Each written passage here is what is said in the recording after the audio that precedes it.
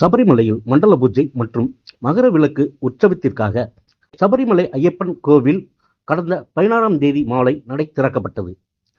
சபரிமலை ஐயப்பன் கோவிலில் மண்டல கால பூஜைகளுக்காக நடை திறக்கப்பட்டுள்ள நிலையில் தினமும் ஆயிரக்கணக்கான பக்தர்கள் சுவாமி தரிசனம் செய்ய வந்துள்ளனர். கட்டுக்கடங்காத கூட்டத்தால் பக்தர்களை கட்டுப்படுத்த காவல்துறையினரும் திணறி வருகின்றனர்.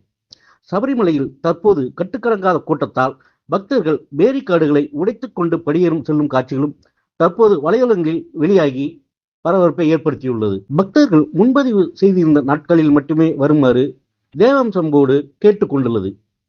தற்போது முன்பதிவு உள்ளவர்கள் மட்டுமே நிலக்கல்லிலிருந்து பம்பாவுக்கு அனுமதிக்கப்பட்டு வருவதாகவும், சபரிமலையில் கூட்ட நெரிசலை கட்டுப்படுத்த நிலக்கல்லில் மட்டும் ஸ்பாட் புக்கிங் ஏற்பாடு செய்யப்பட்டுள்ளதாகவும், தினமும் 20,000 பக்தர்களுக்கு மட்டுமே ஸ்பாட் புக்கிங் செய்யப்படுவதாகவும் கூறப்படுகிறது.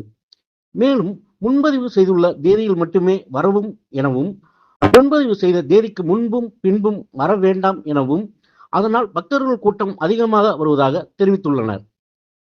இதில் மிகவும் வேதனையான விஷயம் என்னவென்றால், சபரிமலை யாத்திரை தொடங்கிய போது ஐயப்ப பக்தர்களால் சுவாமி தரிசனம் செய்ய முடியவில்லை.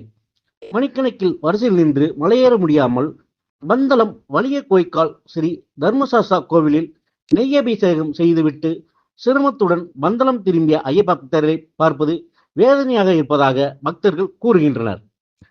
ஆன்மீக செய்திகளுக்காக பாலசண்முகசேகர். சரணமையப்பா சுவாமி சரணமையப்பா, சரணமையப்பா சுவாமி சரணமையப்பா, சரணமையப்பா சுவாமி சரணமையப்பா.